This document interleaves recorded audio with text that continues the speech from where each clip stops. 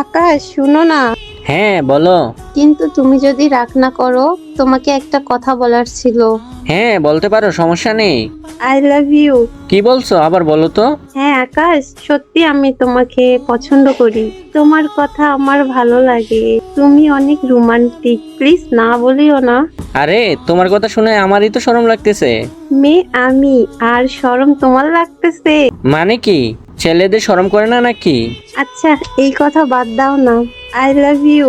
Love you too. আমার অনেক খুশি লাগতেছে। একটু দাঁড়াও, ছোট ভাই রিকোয়েস্ট দিচ্ছে। আকাশ ভাইয়া, এটা কে? তোর ভাবি লাগে। কিন্তু এখন তো আপনি আর আমাকে মনে রাখবেন না, ভুলে যাবেন এখন। আরে সাগর, কি বলতেছ তুই? তোর জন্য তো জীবনও দিয়ে দিতে পারবো, এরকম করে বলিস না। কিন্তু আজকে তো তোর খুশি হওয়ার কথা, তুই তো তোর ভাবি পেয়ে গেছ। মেয়ে মানুষ আসার পর সব চেঞ্জ হয়ে যায় ভাইয়া।